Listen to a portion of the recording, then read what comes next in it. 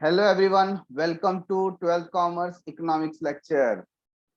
I am Vinod Gupta, welcoming you all for our new chapter, that is chapter number 3, Demand Analysis. Friends, this particular chapter is divided into two parts, 3A, Demand Analysis, and 3B, Elasticity of Demand. So let us start from page number 17 in your textbook. In the last lecture, we have covered law of DMU, diminishing marginal utility.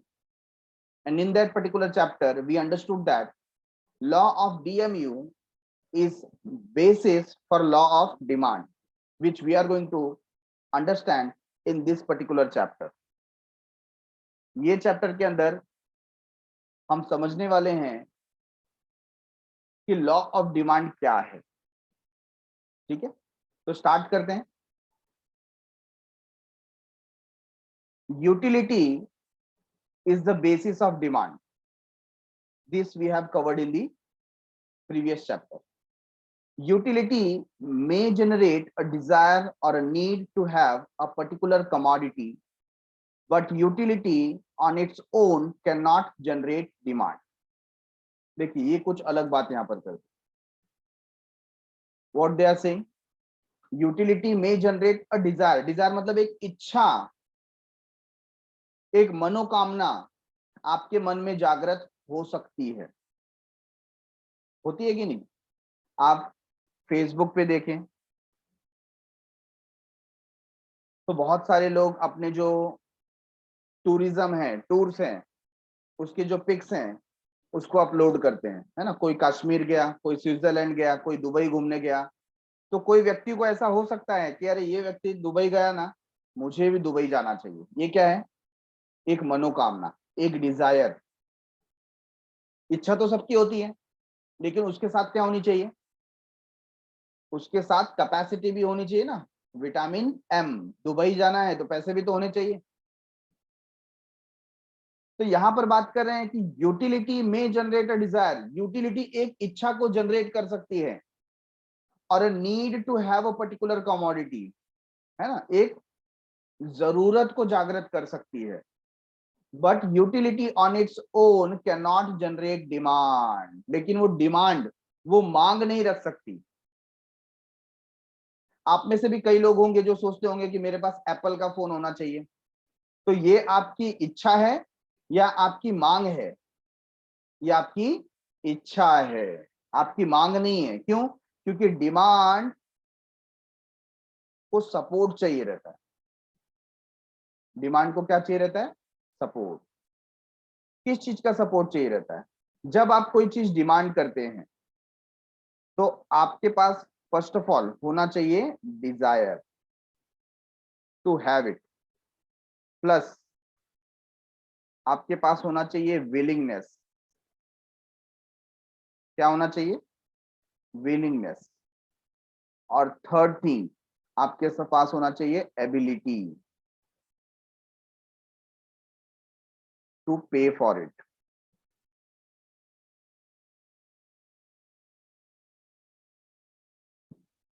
ठीक है. Number 1 क्या होना चाहिए? Dzire, इच्छा है. आपने iPhone देखा किसी फ्रेंड के पास तो आपको ऐसा लगा कि मेरे पास भी होना चाहिए, तो ये डिजायर है. विलिंगनेस, क्या आप दिल से चाहते हो आपके पास आईफोन होना चाहिए? Answer is yes. लेकिन क्या आपकी एबिलिटी है उसके लिए पे करने की? Answer is no. तो ऐसे केस में ये डिमांड में कन्वर्ट नहीं हुआ. डिमांड ये तीनों चीज का कॉम्बिनेशन है. ये तीनों चीज होनी चाहिए. डिजायर भी होना चाहिए, विलिंगनेस भी होना चाहिए, और एबिलिटी भी होनी चाहिए पे करने की, है ना. नहीं तो आए दिन कोई भिखारी है, रास्ते पे चलता है, बंगला देखता है तो सोचता है कि मेरा भी काश बंगला ऐसा ही होता. तो क्या वो डिमांड कर रहा है? नहीं, इसकी सिर्फ ये इच्छा है. Getting it everyone? तो यहां पर हमको सबसे पहला इंट्रोडक्शन में यही बात बताया गया, डिजायर इज नॉट डिमांड.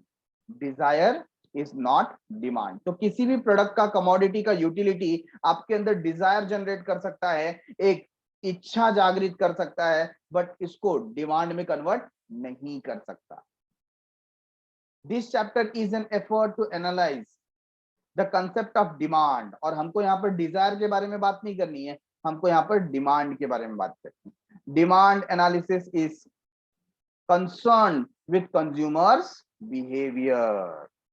ये जो डिमांड का पैटर्न होता है, ये कंज्यूमर बिहेवियर से हमको पता चलेगा। तो क्या होता है demand? In ordinary language demand means desire. Simple भाषा में बोले तो आपकी इच्छा ही आपकी क्या होती है? मांग होती है।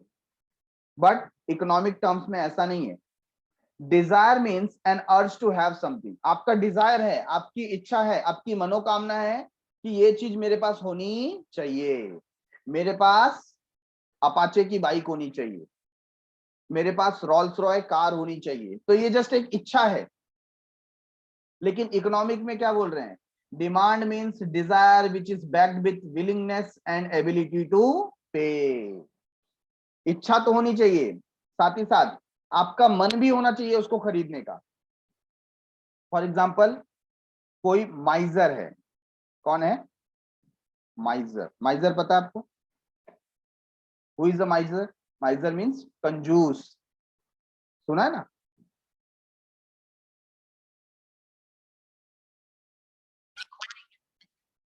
तो माइजर जो कि एक कंजूस अगर वो कोई डिजायर करता है ना, फॉर एग्जाम्पल वो कहीं पर गया हुआ है और उसे प्यास लगी, तो उसकी इच्छा है पानी पीने की। तो उसका डिजायर ऐसा हुआ, आई शुड ड्रिंक वाटर। क्या उसके पास एबिलिटी है पेमेंट करने की? यस, उसके पास पेमेंट करने की एबिलिटी भी है। लेकिन जब वो प्राइस पूछता है और सामने वाला बोलता है कि 1 litre bottle will cost you 20 rupees, तो सोचता है इससे अच्छा तो मैं 1 घंटा लेट घर पे पहुंचूंगा, घर पे जाके पानी पी लूंगा, मेरा कौन सा बिगड़ने वाला है, ये 20 रुपया खर्चा क्यों करने का। सो क्या उसके पास विलिंगनेस है पे करने का? नहीं। एक माइजर के पास डिजायर तो है, एबिलिटी तो है, लेकिन विलिंगनेस नहीं है। समझ में आया? तो डिमांड कब कंप्लीट होगा? When it will be backed with willingness to pay, है ना, एंड हैव एबिलिटी। सो यहां पर यही बात की गई है। Demand means a desire which is backed by willingness and ability to pay. For example, if a person has the desire to purchase a television set but does not have the adequate purchasing power, है ना, उसको TV खरीदना है लेकिन उसके पास उतने पैसे नहीं है, then it will be simply a desire and not a demand। उसको सिर्फ इच्छा बोलेंगे, उसको उसकी मांग नहीं बोलेंगे, उसका डिमांड नहीं बोलेंगे। thus demand is an effective desire। क्या कह सकते हैं? Demand is an effective desire. All desires are not demand, all desires are not demand. In short, mathematically कैसा किया गया इसको? Demand is equal to desire plus willingness to purchase plus ability to pay. आपकी क्या होनी चाहिए? इच्छा होनी चाहिए, प्लस आप स्वाभाविक रूप से उसको उसके लिए पेमेंट कर सको ऐसी एबिलिटी होनी चाहिए, और दिल से आप चाहते हो कि मैं उसे परचेस करना चाहता हूं, तब जाके डिमांड बनेगा। डेफिनेशन क्या कहता है? Definition of demand according to Benham, इनका नाम याद रखिए, mister Benham. The demand for anything at a given price is the amount of it which will be bought per unit of time and that price।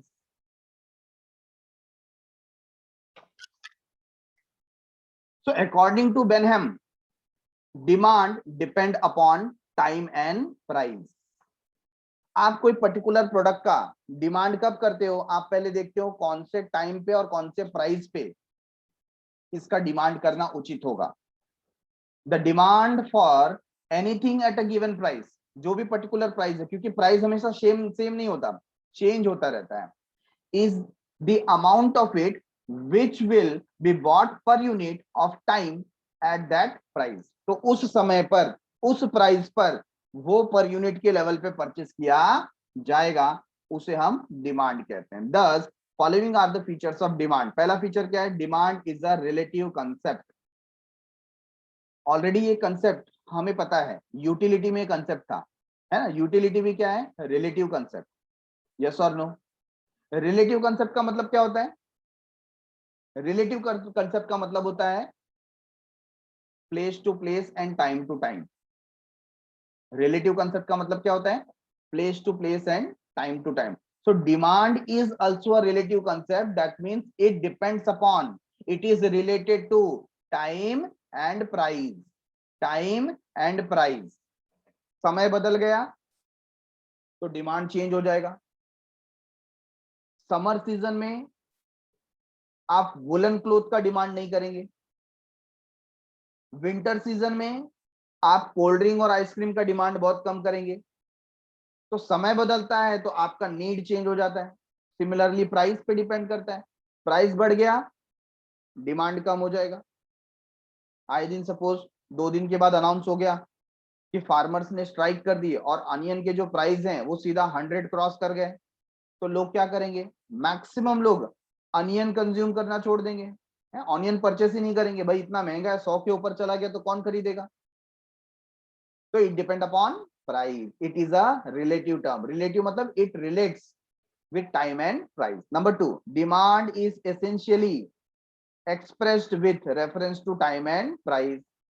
essentially मतलब आप देखेंगे demand कभी भी time और प्राइस को लेकर के ही किया जाता है, उसके ऊपर ही ज्यादातर ये डिपेंड होता है। तो पहली बात, it's a relative concept. Second thing, it is expressed with the help of time and price.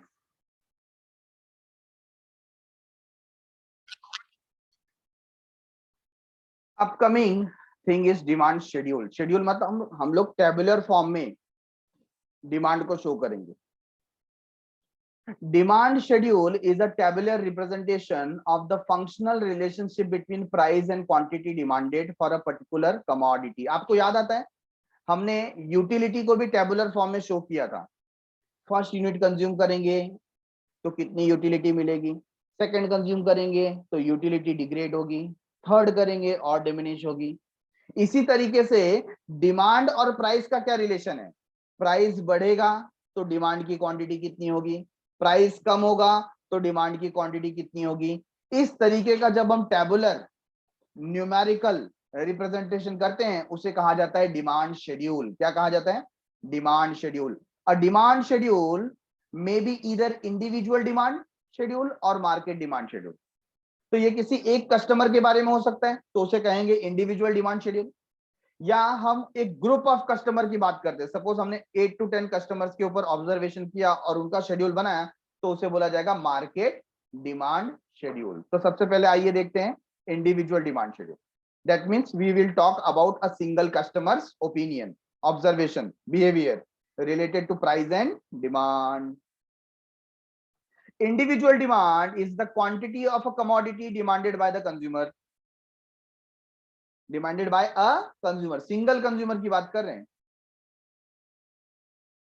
At a given price during a given period of time. देखो किससे रिलेट कर रहे हैं? Demand is a relative concept, तो किससे relate कर रहे हैं? At a given price during a given period of time. मतलब एक कस्टमर का डिमांड कितना होता है एक प्राइस के ऊपर और एक समय के ऊपर। Individual demand schedule is a tabular representation showing different quantities of commodities that an individual consumer is prepared to buy at various prices over a given period of time। तो commodity एक ही है, लेकिन अगर हम उसका प्राइस चेंज कर दें तो आपके डिमांड में क्या चेंज आएगा? फॉर एग्जाम्पल आजकल देखिए पेट्रोल के प्राइसेस बढ़ रहे हैं, है ना, और आपके जो गैस सिलेंडर्स हैं, कुकिंग गैस होता है ना, एलपीजी वगैरह जो यूज करते हैं, तो उसके प्राइसेस बढ़ रहे हैं, या इलेक्ट्रिसिटी का बिल बढ़ गया तो ऑटोमेटिकली कंजम्पशन क्या होता है? कम होता है ना। हम डिमांड करना कम कर देते हैं। तो मैंने जैसा आपको एग्जांपल दिया, अनियन के प्राइस कल को न्यूज आ गया कि 100 क्रॉस कर गए तो लोग क्या करेंगे, अनियन को यूज करना कम कर देंगे, और उससे रिलेटेड जो प्रोडक्ट रहते हैं जैसे कांदा भजी है ना, कांदा का जो भजिया मिलता है, अगर वो 10 रुपीज का मिलता होगा तो वो लोग प्राइस बढ़ा के 12 रुपीज कर देंगे, 15 रुपीज कर देंगे, बोलेंगे अरे कांदा भजी बहुत महंगा हो गया, नहीं तो बनाना ही बंद कर देंगे, है कि नहीं। तो ऐसा बहुत सारा फैक्टर्स इंपैक्ट करता है डिमांड के ऊपर। तो यहां पर हम देख रहे हैं कमोडिटी सेम है, लेकिन ड्यू टू टाइम और due to change in price क्या हो रहा है, क्वांटिटी चेंज हो जा रही है, क्वांटिटी चेंज हो जा रही है। और आप भी कभी कभी जाएंगे तो आपका भी माइंड होता है ना कि कोई पर्टिकुलर कमोडिटी है, और वहां पर आप देखते हैं कि उसका जो 500 का यूनिट है या 500 ग्राम्स जो है, ये प्राइस है 40 रुपीज। डीमार्ट में आप जाओ, कोई पर्टिकुलर कमोडिटी 500 ग्राम लो, 40 रुपीज का है, और आप देखेंगे वहां पर 1 किलोग्राम, 1 किलोग्राम वो लिखा है 105 रुपीज। तो आपके दिमाग में क्या आएगा यहाँ पर कि 40 का दो ले लेते हैं, 80 रुपीज में काम बन जाएगा, आया ना। लेकिन अगर ये इस तरीके से हो जाए, 500 ग्राम कितने का है, 75 का, और 1 किलोग्राम आप लोगे तो कितना हो जाएगा, 105। तो आपको क्या मालूम पड़ेगा, अरे सस्ता है कि नहीं। अगर मैं ये प्राइस पे 1 किलोग्राम लेने जाऊं तो मुझे 150 रुपीज का पड़ेगा, जबकि एक बड़ा पैकेट मेरे को सस्ता पड़ रहा है, वैल्यू पैकेट, फैमिली पैक। तो लोग क्या करते हैं, प्राइस के ऊपर अपना क्वांटिटी चेंज कर देते हैं। तो ज्यादातर लोग जो 500 ग्राम भी परचेस करने वाला होगा ना, वो क्या परचेस करेगा, 1 किलोग्राम परचेस कर लेगा। क्यों, क्योंकि उसको दिख रहा है कि यहाँ पर प्राइस कम है एज कंपेयर टू 500 ग्राम। समझ में आया। तो सिंपल वे में हम इस चीज को टेबुलर फॉर्मेट में समझते हैं, जिसको हम बोलते हैं इंडिविजुअल डिमांड। अब हमारे यहाँ पर एक कस्टमर है जिसके सामने हमने प्राइस रखा और पूछा कि इस प्राइस पे आप कितना डिमांड करोगे। तो कोई कमोडिटी है एक्स, कोई पर्टिकुलर कमोडिटी है एक्स। फॉर एग्जांपल यहां पर हम ले लेते हैं वड़ा पाव। एक वड़ा पाव, अगर मैंने बोला कि 1 vada pav will cost you 10 rupees, एक वड़ा पाव 10 रुपए का होगा, तो हमारा जो कस्टमर है वो बोलेगा कि ठीक है मेरे को एक ही वड़ा पाव देना, मैं और किसी के बारे में नहीं सोचूंगा। लेकिन अगर उसकी प्राइस कम कर दी जाए, फ्रॉम 10 रुपीज कितना हो गया, 8 रुपीज, तो हो सकता है वो अपने फ्रेंड्स को भी खिलाए, बोलेगा नहीं ठीक है चलो हमें दो दे दो। क्यों, क्योंकि प्राइस कम है। अगर प्राइस और कम है, 6 रुपीज हो गया, तो उसका डिमांड और बढ़ सकता है। और कम हो गया 4 रुपीज, तो उसका डिमांड 4 तक चला जाएगा। आपने बोला वड़ा पाव 2 रुपीज का ही है, आप पूरे फैमिली के लिए परचेस करके लेके चले जाओगे, है ना, आप बोलोगे 5 पार्सल कर देना। बात समझ में आ रहा है। तो जैसे जैसे प्राइस रिड्यूस होता है, वैसे वैसे क्वांटिटी इंक्रीज होती है। तो ये एक इनवर्स रिलेशन शो करता है, प्राइस एंड क्वांटिटी डिमांडेड दोनों के बीच में इनवर्स रिलेशन है। कैसा रिलेशन है, इनवर्स रिलेशन, उल्टा रिलेशन है। जहां पर प्राइस कम होता है वहां पे डिमांड बढ़ता है। तो यही इस टेबुलर रिप्रेजेंटेशन में शो किया गया है। This particular table show different quantities of commodity x purchased bye an individual consumer at various prices. अलग अलग प्राइस पे वो अलग अलग क्वांटिटी को परचेस कर रहा है।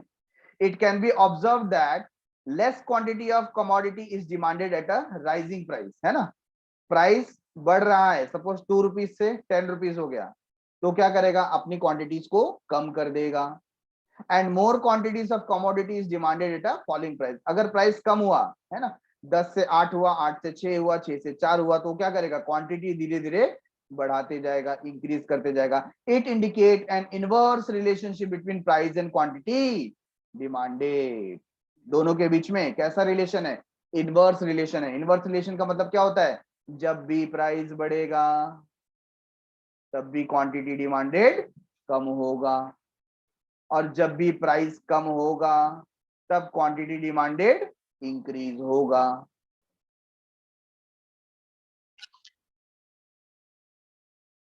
इंडिविजुअल डिमांड कर्व अच्छा, आपने अब टेबुलर रिप्रेजेंटेशन के बारे में देख लिया है ना। ये जो टेबल हमने देखा, इस टेबल को अब हम प्लॉट करेंगे और हम कर्व में कन्वर्ट करेंगे। किस में कन्वर्ट करेंगे? कर्व में। आपको याद होगा यूटिलिटी चैप्टर में हमने दो कर्व डिजाइन किए थे, total utility, marginal utility, yes और नो, है ना। एक क्या था? टोटल यूटिलिटी, दूसरा था मार्जिनल यूटिलिटी। ये कैसे मिला था? हमने यूटिलिटी का जो टेबुलर रिप्रेजेंटेशन था उसका प्लॉटिंग किया तो हमको ये मिला था। इसी तरीके से, इसी तरीके से ये जो पर्टिकुलर टेबल हमारे सामने है, इस टेबल को हम क्या करेंगे? ग्राफ में कन्वर्ट करेंगे तो हमें मिलेगा डिमांड कर्व। क्या मिलेगा? Demand curve. Individual demand curve is graphical representation of the individual demand schedule. तो शेड्यूल का वो क्या है? Graphical representation. तो ये जो टेबल है ये हमें यहां पर दिखाई देता है।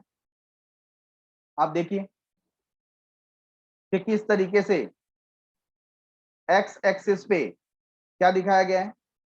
Quantity demanded. और वाई एक्सिस पे क्या दिखाया दिया है? Price, price of commodity, price of commodity. और इस तरीके से हमें एक डिमांड कर्व मिला जो डाउनवर्ड स्लोपिंग है, from left to right, downward sloping from left to right.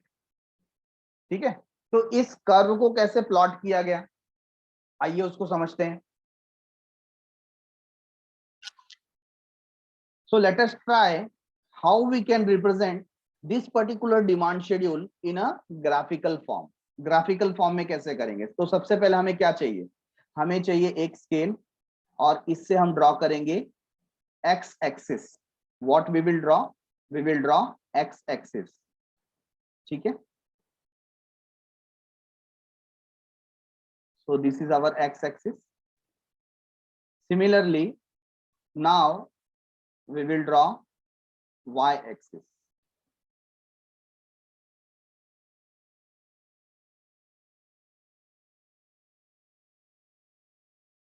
Okay,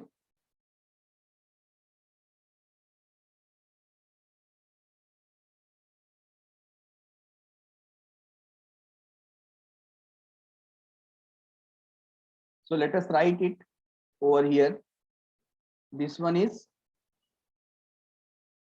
x axis, this one is y axis, and this is point 0, point 0. अब यहां पर आप देखिए जो हमारा y एक्सिस है वो क्या डिपिक्ट करेगा, क्या डिनोट करेगा? Price of commodity. क्या डिपिक्ट करेगा? Price of commodity. तो टोटल हाईएस्ट प्राइस कितना है इसमें? हाईएस्ट प्राइस है 10 रुपीज, राइट।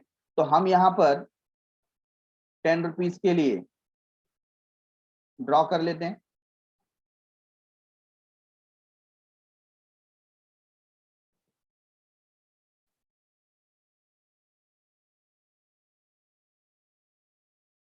तो सबसे पहले हमने यहां पर क्या लिया? ये पॉइंट पे हमने लिया 2,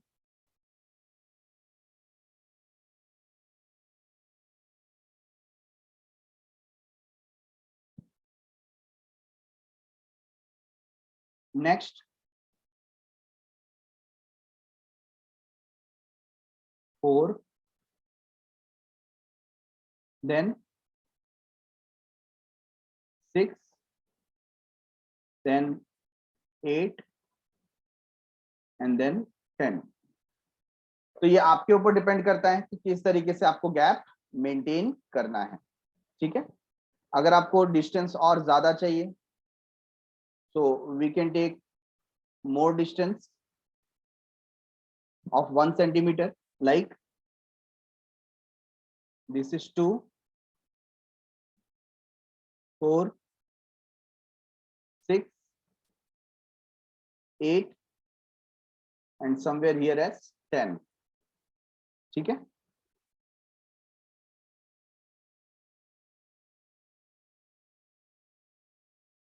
right?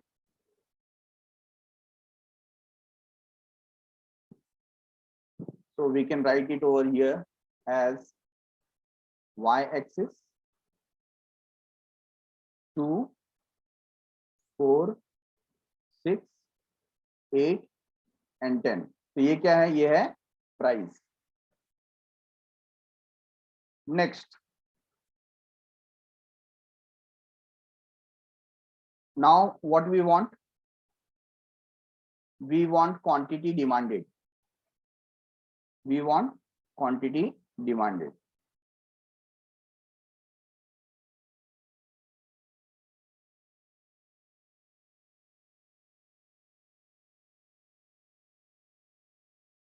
लाइक दिस, ये ऐसा आपको प्रॉपर डिस्टेंस मेंटेन करना है। क्वांटिटी डिमांडेड देखिए कैसा है, यहाँ पर 1 2 3 4 5 इस तरीके से आपको क्या दिया गया है, quantity demanded.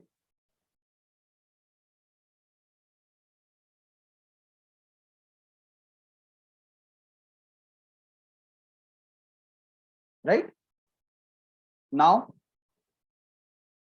At first you will write 1। क्यों यहाँ पे 1 लिखा, क्योंकि फर्स्ट यूनिट हमारा क्या शो हो रहा है, 1, और इंक्रीजिंग टर्म में दिखेगा। So 1 2 3 4 and 5।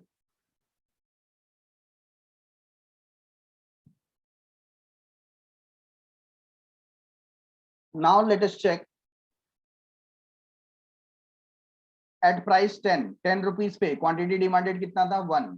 तो हम देख सकते हैं यहाँ पर 10 रुपीज है, ठीक है। तो इसके सामने हम यहाँ पर प्लॉट करेंगे लाइक दिस। तो ये जो पर्टिकुलर पॉइंट हमें मिला है, ये क्या शो करता है, at price 10 quantity demanded is 1। At price 10 quantity demanded is 1, ठीक है। अच्छा, प्राइस 8 रुपीज हो गया, प्राइस डिक्रीज हो गया, तो यहां पर हमें नेक्स्ट पॉइंट मिलता है, at price 8 quantity demanded is 2, quantity demanded is 2। At price 6 को अगर हम यहां पर कंपेयर करें, so we will get this particular point where quantity demanded is 3. Next, at price 4 quantity demanded is also 4 unit, quantity demanded is also 4 unit, and at the last at price 2 quantity demanded is 5, quantity demanded is 5, ठीक है ना। तो इस तरीके से ये जो particular curve आपको मिला, हम इसको सबको क्या कर देंगे, we will add them together, we will add them together, ठीक है।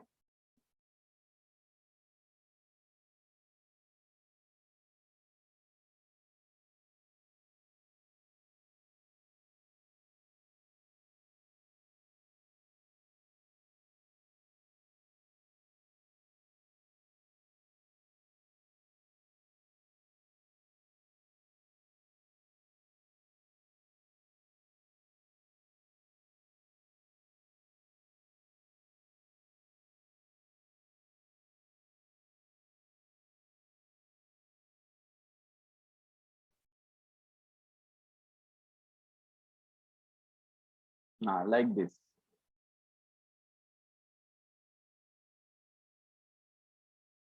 तो ये जो आपको दिखाई दे रहा है कर्व, ये कैसा कर्व है, this curve is downward sloping,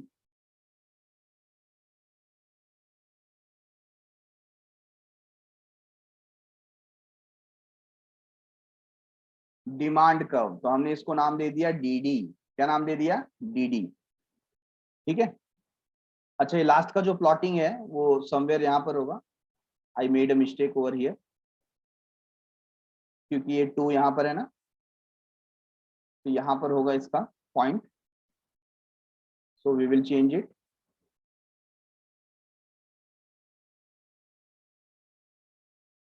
and accordingly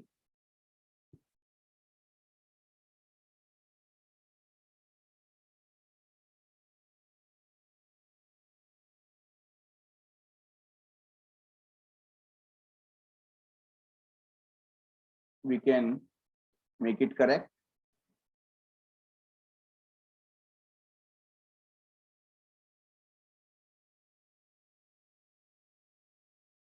like this, ठीक है। तो यहाँ पर जो डी हमें मिला है ये क्या है, demand curve which is downward sloping from left to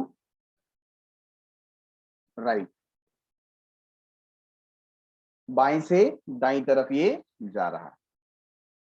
तो हमने क्या किया, हमने ये शेड्यूल को, इंडिविजुअल डिमांड शेड्यूल को ग्राफिकल फॉर्म में कन्वर्ट किया, जहां पर हमें दिखाई दे रहा है कि जैसे जैसे प्राइस डिक्रीज हो रहा है वैसे वैसे क्वांटिटी डिमांडेड इंक्रीज हो रहा है। Getting it everyone?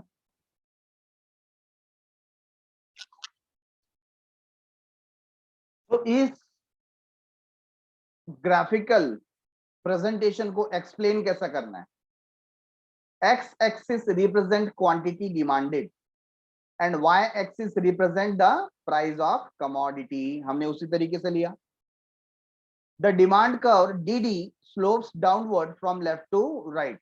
तो अभी अभी हमने जो डिमांड कर्व देखा और मैंने आपको बताया कि वो लेफ्ट टू राइट मतलब बाईं तरफ से दाईं तरफ जा रहा है और उसका स्लोप कैसा है, डाउनवर्ड स्लोपिंग। कैसा sloping, downward sloping, which indicate, क्या इंडिकेट कर रहा है, inverse relationship between price and quantity demanded. Price और क्वांटिटी डिमांडेड के बीच में इनवर्स रिलेशन है, उल्टा रिलेशन है। प्राइस बढ़ेगा डिमांड कम होगा, प्राइस कम होगा डिमांड बढ़ेगा। यस और नो? अब इसी तरीके से हम मार्केट डिमांड शेड्यूल बना रहे हैं। मार्केट डिमांड शेड्यूल कुछ है नहीं, दो तीन इंडिविजुअल डिमांड कर्व को मिला देंगे ना तो मार्केट डिमांड बन जाएगा। मतलब हमको क्या करना है, एक से ज्यादा कस्टमर का ऑब्जर्वेशन देखना है। So market demand is total demand for a commodity from all the consumer at a given price during a given period of time. देखो जब भी डिमांड की बात हो रही है हम प्राइस और टाइम की बात करते हैं यहाँ पर, at a given price during a given period of time. So market demand is a tabular representation showing different quantities of commodity which all consumer, यहाँ पर ध्यान रखना है, यहाँ पर क्या हो जाएगा, मार्केट की बात हो रही है तो we are talking about all consumers are prepared to buy at a various prices over a given period of time. It is obtained by horizontal summation of the demand of all consumer at various prices। मतलब ऐसा नहीं हो सकता ना कि एक price पे सबका डिमांड सेम हो, कोई भाई उस प्राइस पे ज्यादा खरीद सकता है, कोई थोड़ा कम खरीद सकता है, जिसका जैसा कैपेसिटी, क्योंकि पेमेंट तो करना है। It also indicate N inverse relationship between price and quantity demanded. यहाँ पर भी जो आप रिलेशन देखेंगे वो इनवर्स रिलेशन ही आपको मिलेगा। फॉर एग्जाम्पल यहाँ पर देखिए प्राइस हमने सेम रखा हुआ है 10, 8, 6, 4, 2, तो प्राइस क्या हुआ, कम हो रहा है। अब हमारे पास है consumer A, consumer B, consumer C, ये तीन कस्टमर है। तो जब प्राइस 10 था तो कस्टमर ए डिमांड करता था 5 यूनिट, कस्टमर बी डिमांड करता था 10 यूनिट, कस्टमर सी डिमांड करता था 15 यूनिट। तो ऐसे टोटल डिमांड कितना होता था, 30। तो हम यहाँ पर फर्स्ट कॉलम और लास्ट कॉलम के ऊपर ज्यादा गौर करेंगे। तो 10 के क्वांटिटी पे पूरा मार्केट 30 क्वांटिटी तक परचेस करता था। अब यहाँ पर एग्जैक्ट फॉर्म में हम पूरे मार्केट का 100-200 लोगों का तो ऑब्जर्वेशन नहीं दे सकते, समझने के लिए हमने सिर्फ 3 कस्टमर लिए हैं, ठीक है। अच्छा प्राइस 8 हो गया, सेम कमोडिटी का प्राइस गिर गया, तो जो ए था पहले उसने 5 परचेस किया था अब वो 10 परचेस कर रहे हैं, मतलब उसने क्वांटिटी बढ़ा दी। मिस्टर बी पहले 10 परचेस करते थे अब 15 परचेस कर रहे हैं। मिस्टर सी पहले 15 परचेस करते थे अब 20 परचेस कर रहे हैं। इस तरीके से टोटल क्वांटिटी पहले 30 थी अब टोटल क्वांटिटी कितनी हो गई, 45।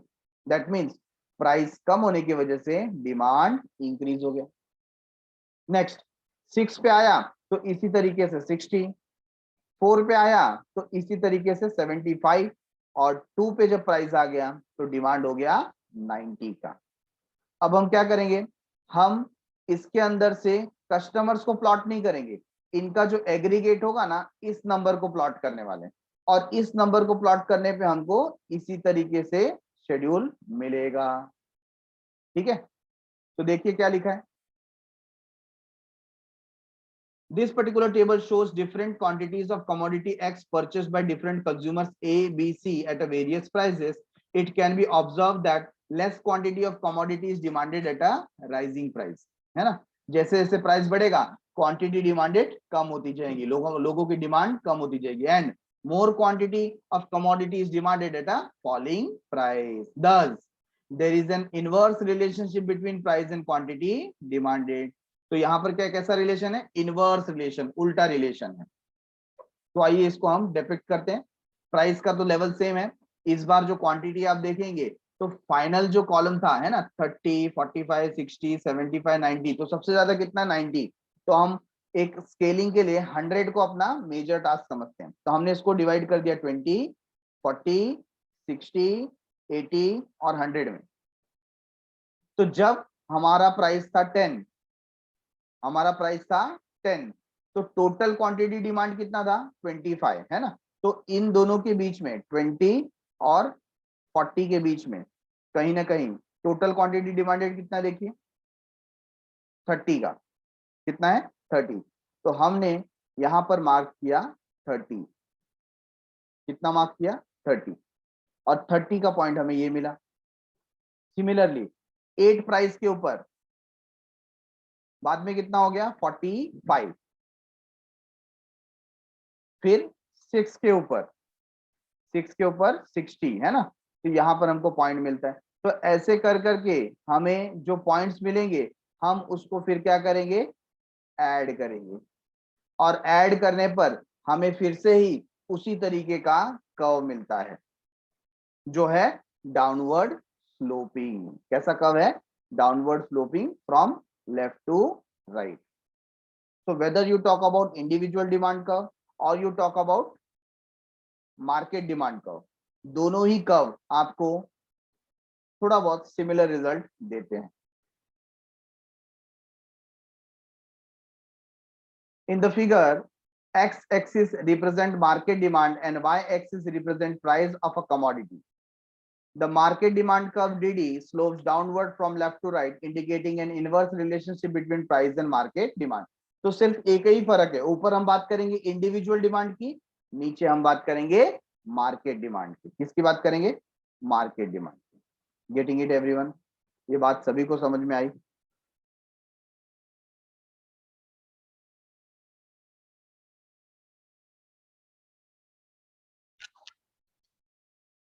Late us move towards types of demand. अब जो डिमांड है उसकी भी अलग अलग कैटेगरी बना दी। सबसे पहला है direct demand.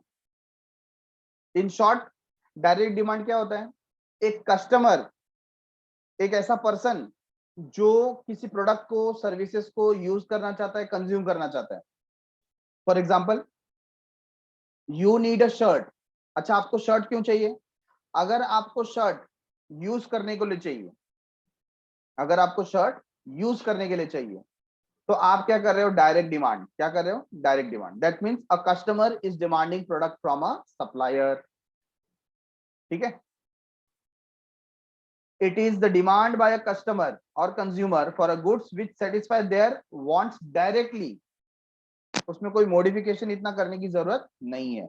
They serve direct consumption needs of the customer. Customer का डायरेक्ट कंजम्पशन नीड क्या हो जाता है? सेटिस्फाई हो जाता है। Thus, it is the demand for the consumer goods. क्या बोलेंगे? Demand for consumer goods. For example, demand for cloth, demand for sugar और एनी अदर थिंग। मतलब कस्टमर जो डिमांड करता है, कंज्यूमर की डिमांड को हम बोलेंगे डायरेक्ट डिमांड। क्या बोलेंगे? Direct demand. Indirect demand. Indirect demand क्या होता है? Indirect demand is also known as derived demand, या आप इसको बोल सकते हैं प्रोड्यूसर्स डिमांड। क्या बोल सकते हैं? प्रोड्यूसर्स डिमांड, या प्रोड्यूसर्स गुड्स के लिए जो डिमांड होता है। For example, mister Hasmukh Lal, mister Hasmukh लाल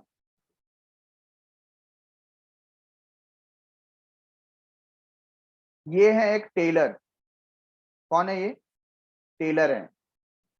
अच्छा, टेलर हैं तो इनको चाहिए सीविंग मशीन। सिलाई करने की मशीन आती है ना, उनको सीविंग मशीन चाहिए। भाई क्यों चाहिए सीविंग मशीन? ताकि ये अपने कस्टमर के कपड़े सेल करके दे सके। तो इनको ये सीविंग मशीन अपने लिए चाहिए कि अपने कस्टमर्स के लिए चाहिए? अपने कस्टमर की डिमांड को पूरा कर सके, इसके लिए इनको सीविंग मशीन चाहिए, अपने खुद के लिए नहीं चाहिए। तो ये कौन सा गुड्स डिमांड कर रहे हैं? ये प्रोड्यूसर्स गुड्स डिमांड कर रहे हैं। किसको डिमांड कर रहे हैं? प्रोड्यूसर्स गुड्स को डिमांड कर रहे हैं। Getting it? तो अगर हम किसी कस्टमर के डिमांड को सेटिस्फाई करने के लिए कोई मशीनरी वगैरह परचेस करते हैं as a businessman, we are not consumer, we are business person. That means one business person is demanding goods from another business person is known as derived demand or indirect demand. क्या बोलेंगे? Indirect demand. So indirect demand is also known as derived demand. It refers to demand for goods which are needed for further production. वो goods क्यों चाहिए? Further production के लिए चाहिए. It is the demand for producers goods. Hence all factors of production have indirect और direct demand. तो जितने भी फैक्टर्स ऑफ प्रोडक्शन है, कौन है factors of production? Factor of production में आ गया लैंड, बोलिए, लेबर और कैपिटल एंड एंटरप्रेन्योर. ठीक है ना? तो ये है फैक्टर ऑफ प्रोडक्शन. इनका डिमांड करना मतलब आप क्या डिमांड कर रहे हो? Derive demand. क्या कर रहे हो? Derive demand. आपने जो कपड़ा खरीदा है वो पहनने के लिए खरीदा है, बट ये जो टेलर कपड़ा खरीदेगा वो स्टिचिंग करके किसी और कस्टमर को बेचेगा. उसने अपने लिए कपड़ा नहीं खरीदा. दैट मीन्स वो जो डिमांड कर रहा है वो एक डिराइव डिमांड है. कौन सी डिमांड है? Derive demand. Example, demand for workers in a sugar factory is derived और इनडायरेक्ट डिमांड. है ना? कोई शुगर फैक्ट्री है और उसमें कोई डिमांड कर रहा है वर्कर्स का. किसका? वर्कर का डिमांड कर रहा है, लेबर का डिमांड कर रहा है. तो वो कैसा डिमांड है? वो है डिराइव डिमांड या प्रोड्यूसर्स डिमांड, इनडायरेक्ट डिमांड. इसके आगे जो नेक्स्ट थ्री है वो बहुत इजी है. एक है कॉम्प्लीमेंट्री और जॉइंट डिमांड. मतलब कुछ प्रोडक्ट ऐसे होते हैं ना, आपने एक खरीदा तो दूसरा लेना ही पड़ेगा. कार खरीदा तो पेट्रोल लेना ही पड़ेगा, है ना? आपने शूज खरीदा तो बूट पॉलिश या ब्रश लेना पड़ेगा, या शूज खरीदा तो सॉक्स लेना पड़ेगा, उसके जो पेयर में आता है. तो ऐसे बहुत सारे प्रोडक्ट होते हैं. जो आपने एक प्रोडक्ट परचेस किया तो उसके कॉम्प्लीमेंट्री दूसरा प्रोडक्ट आपको लेना पड़ता है.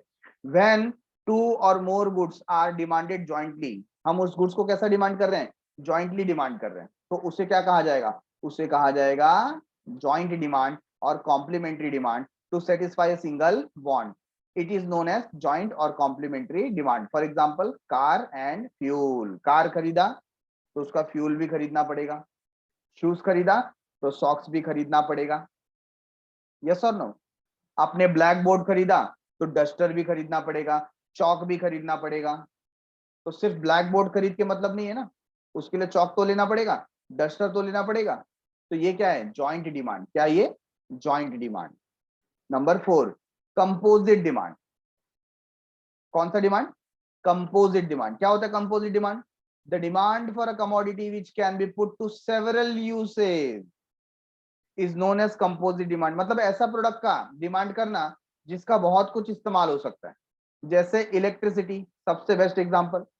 इलेक्ट्रिसिटी से एसी चलाओ, हीटर चलाओ, कार चलाओ, सेलफोन चलाओ, फैन चलाओ, लाइट जलाओ, बहुत कुछ कर सकते हो. ठीक है ना? तो उसको हम क्या बोलेंगे? Composite demand. जैसे आपने मिल्क डिमांड किया, अब मिल्क को ऐसे ड्रिंक करो, उसका दही बनाओ, उसका घी बनाओ, है ना, मिल्क शेक बनाओ. तो मिल्क बहुत सारे प्रोडक्ट में काम आ सकता है. वो कौन सा डिमांड हो गया? Composite demand. नेक्स्ट है कॉम्पिटेटिव डिमांड. कौन सा demand? Competitive demand. It is demand for those goods which are substitute for each other. जैसे आपको चाय नहीं मिला तो आपने कॉफी ले लिया, शुगर नहीं मिला तो जैगरी ले लिया, है कि नहीं? तो आप क्या कर रहे हो? Competitive demand. आप गए थे वड़ा पाव खाने, नहीं मिला, दाबेली ले लिया. दाबेली नहीं मिला, चाइनीज बेल वाला दिखा, चाइनीज बेल ले लिया. थम्स अप पीने गए, नहीं मिला, स्प्राइट ले लिया. बात समझ में आ रहा है क्या?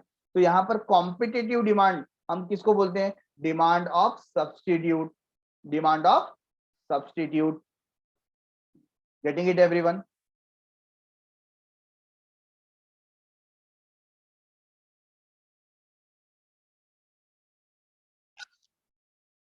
तो done for the day, thanks a lot for watching. मिलते हैं अगले एपिसोड में, तब तक के लिए बाय बाय, शुक्रिया, शबा खैर, सायोनारा, बाय बाय एवरीवन।